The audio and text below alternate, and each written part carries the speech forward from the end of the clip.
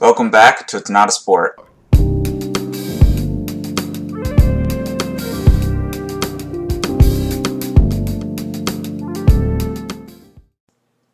Alright, I'm Salty Waffles, your host. And this week in September, we're kind of coming on to the last big, I think, final release of the month, which is Shadow of the Tomb Raider. Comes out this Friday. It looks really good. I always like Tomb Raiders, but, I don't think they top Uncharted's for me. In terms of esports, in the Overwatch League, currently the World Cup is still happening. In the South Korea division, South Korea is first, followed by Finland, and then Russia. In the United States division, United States is first, followed by Canada, and then Brazil. I heard that there is a really good game between United States and Canada. In Thailand division, China is first, followed by Australia, and then Sweden. And in the France division, United Kingdom is first, followed by Poland and Italy. In the NALCS, they just finished summer split finals. Congratulations to Team Liquid for being the Summer Split Finals 2018 champions. They 3-0'd Cloud9 in what was a devastating match, and then hit us with the Ginyu Force pose.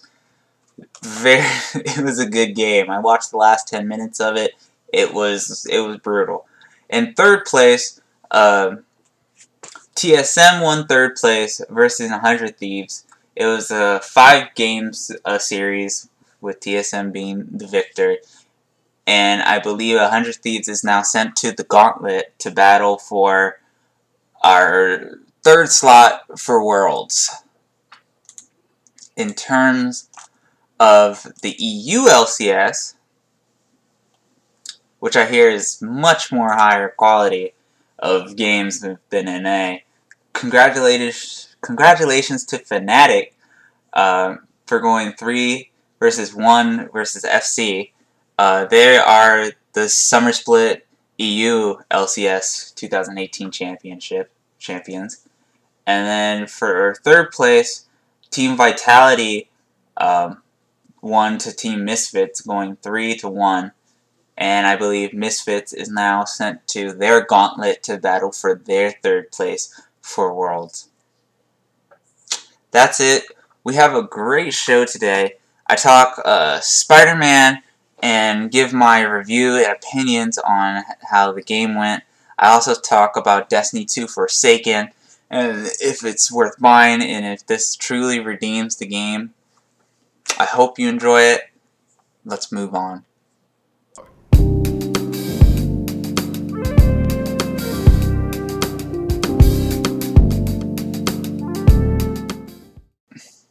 Alright, so last week, there were 2 big releases that I was interested in.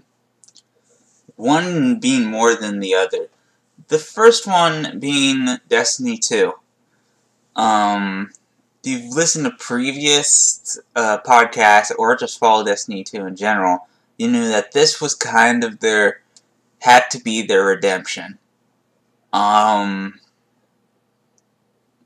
The second was Spider-Man, which I wasn't super excited for. So we're gonna go into Spider-Man first.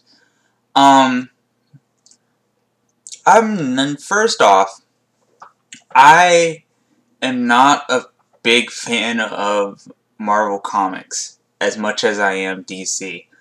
I prefer the DC universe, especially now, on how well their comics are written compared to the Marvel comics. However, Marvel cinema is much more more successful than DC cinema has been. So the comic world has and superheroes have kind of gone into these 2 realms where DC stayed in the OG comic book market and dominates that market. The problem is nobody really buys comic books anymore. Where Marvel aka Disney, upgraded to the Hollywood market and the cinematic market, and now they're blowing out of proportion, making a movie each, making 2 movies each year. Spider-Man is always one of Marvel's coolest heroes. I think he's definitely top 10, and I think he's the favorite of a lot of people, just how Batman is in DC. And that's what I kind of think of him as. It's just like the much more upbeat, lighter version of, super-powered version of Batman. To me, Spider-Man as a character and Peter Parker as a character aren't that interesting. He's just kind of, he's very well developed in the sense that he kind of lives in like this scientific world and then this superhero Spider-Man world, and he brings that together, and that's kind of like him as a character. Where I really think Spider-Man as a franchise shines are in the villains, and the villains are very interesting. The Green Goblin, for instance, Dr. Octopus, Rhino. They're very animal themed too. That's a theme in Spider-Man. So that's where Spider-Man as a series shines.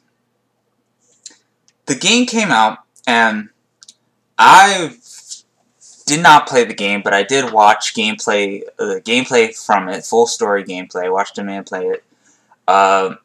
And my takes from it is it a game that I would play? Yes. I would definitely play Spider-Man, but I would not play it right off the bat, or, as quick as I would with, like, the Arkham games. And you can't, I said this before, but you can't think of it as an Arkham game. I thought that the best part of this Spider-Man, compared to kind of the past Spider-Man games that's been released in the last decade, is the writing. I thought that the writing for this Spider-Man was fantastic, and it really hit home as someone who's not a super big fan of Spider-Man, but does know about him, and it hits home with how much he struggles with balancing his life. Throughout the game, you can see how he becomes, as he invests more times, Peter Parker invests more times into Spider-Man, he loses Peter Parker. There's so many tragedies that he loses that happen to him because he's being Spider-Man. He gets evicted from his home. He ends up creating Dr. Octopus. Aunt May dies. Just things like those. Those are kind of the big, tragedies that I can think of. Oh, the science, Dr. Octavius' science project gets shut down. Like, those big tragedies are what affects him. And throughout the story, you can obviously tell that they're either setting up for a sequel or have plans for a sequel with Sony, or they're going to wrap it up with DLC. They announced the Black Cat DLC, which is, Spider-Man's equivalent to Catwoman. They announced her DLC. So, the writing of the story was fantastic. I think, yes, they did definitely take inspiration from Batman. That's kind of, Batman, the Arkham games are kind of the king of superhero games, and they kind of already, set the standard that I don't really think you can meet. And I think that the whole kind of city burning and crashing was definitely kind of a page off from Arkham Knight and Arkham City. But I had no problem with it because, again, just kind of the writing of Peter and how he, loses, just overlaps kind of the copycatness. Gameplay-wise, I thought that it was a step up compared to, I can't remember the last Spider-Man game. It came out kind of around when they were making the last Spider-Man movies, not the most recent series with Homecoming, but the last ones. And it was somewhat the same, where they're all built now on combo systems. But I thought that when I played it at E3, it takes a minute to get into, and that's what my friend Tito says, is that the combat really takes a minute to get used to. I think that's just because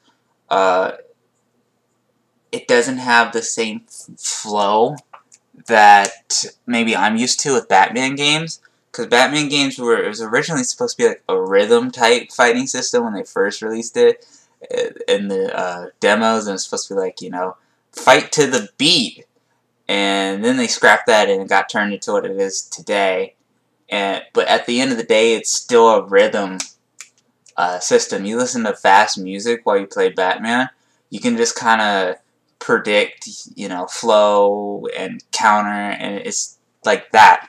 Spider-Man took a little different approach where you don't really counter, you more like dodge, which is, it's the same thing, but I think it's not as fast and as smooth as Batman when I played it.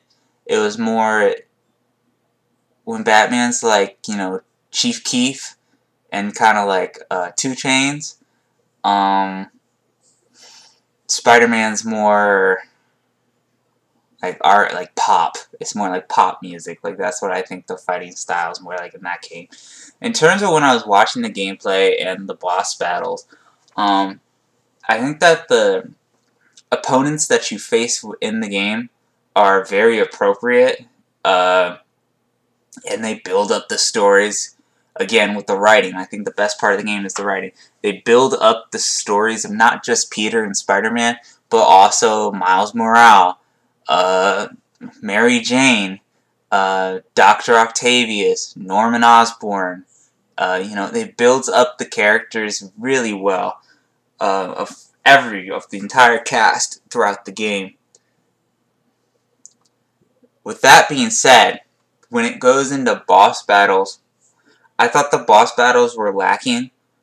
One, because I'm going to just keep comparing it to Batman, because I think that's always just the golden standard to compare superhero games to, just like, you know, the opposite with movies.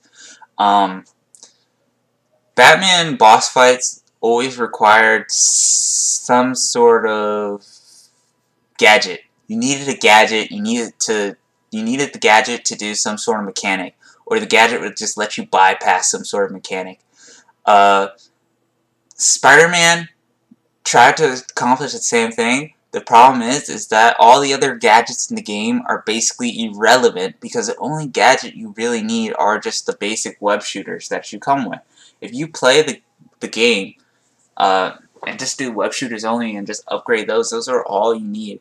A lot of the bosses ended up, when I was watching it, just seemed like you were just dodging, shooting webs to try to stick them or stun them, and then go beat them up, or you just kind of throw things at them. I think it would have been a lot more successful if that they focused on, okay, I can't beat this dude with web shooters, I can't throw materials at him, I have to use, you know, my mobility more, which they did do a good implementation of mobility in the boss fights, but not just swinging around mobility, some sort of, you know, mobility mechanic that makes you have to go faster to, you know, actually damage the boss.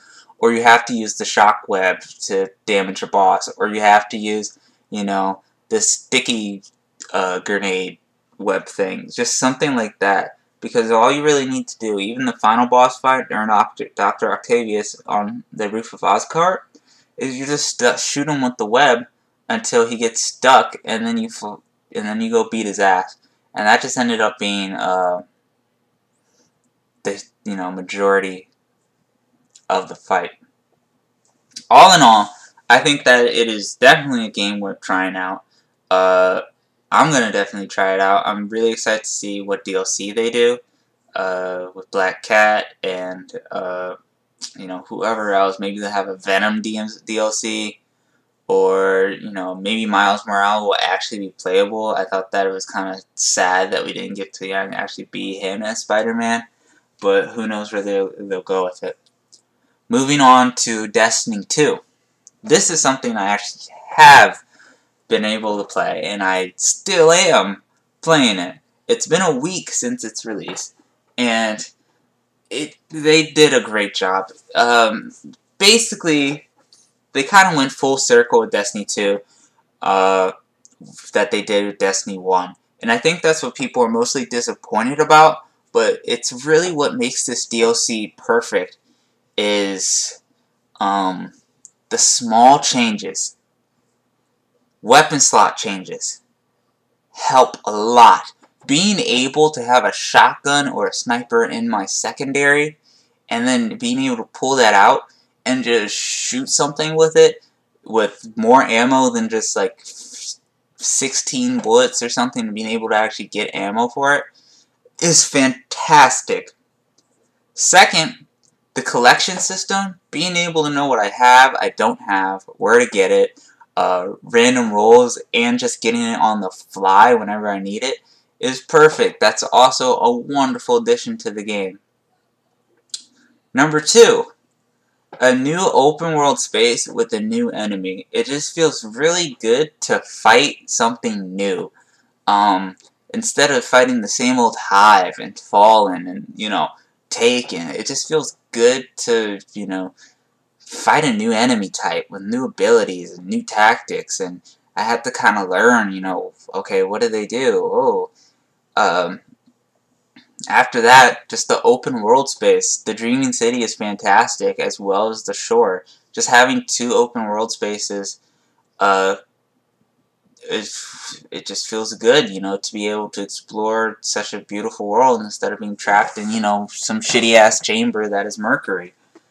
In terms of the story, it's a step up from Vanilla Destiny, I would agree, but I don't think they have really good writers. There's a lot of kind of cringe, not cringy lines, but just bad writing in general. It's just like, yeah, it's just kind of bad writing. Among other things, I think bounties helped a lot, giving you an incentive to actually log on and just do your bounties, as well as your daily mission.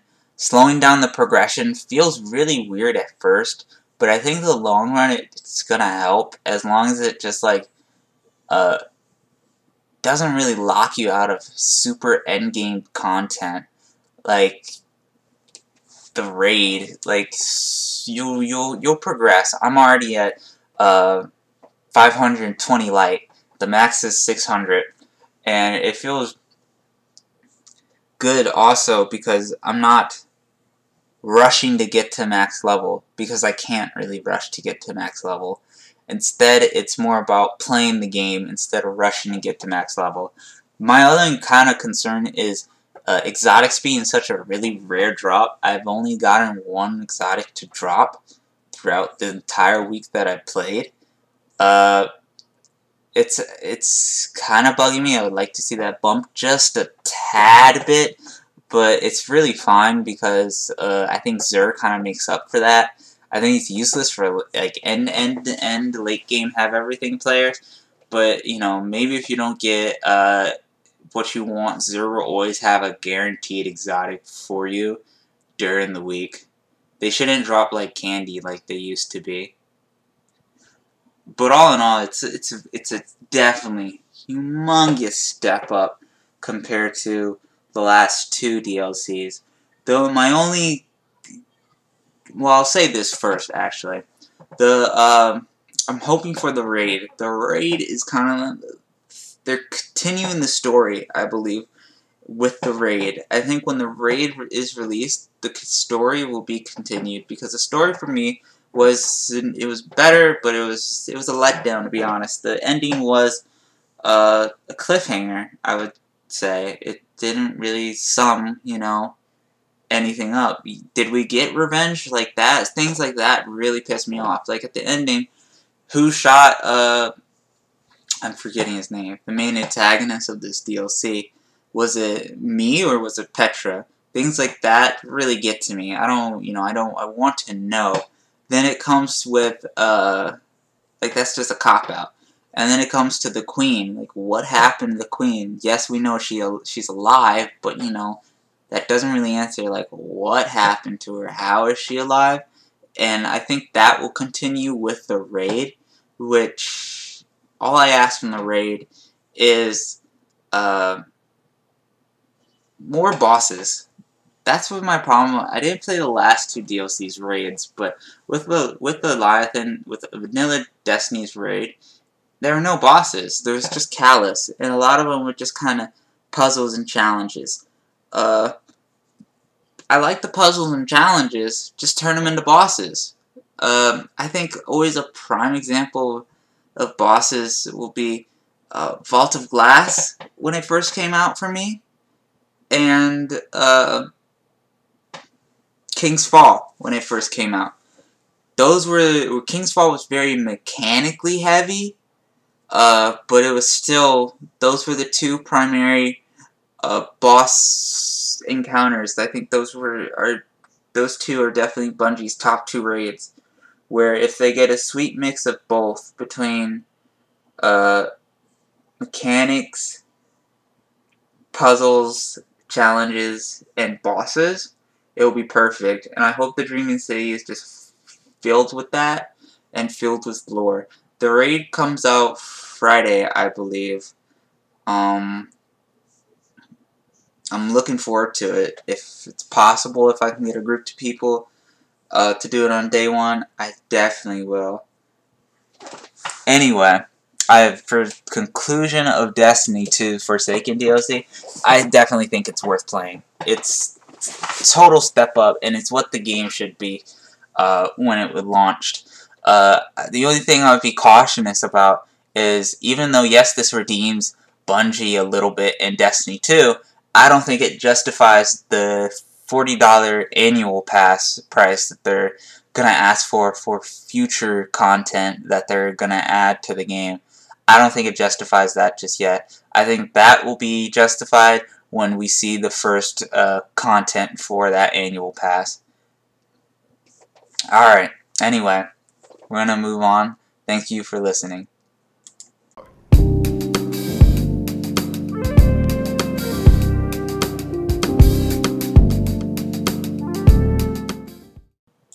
Thanks for watching It's Not a Sport. Check out the links in the description where you can find everything and all sources of It's Not a Sport. Also check out the stream where you can find some quality content. This is Salty Waffles signing off, and tune in next week for another great episode.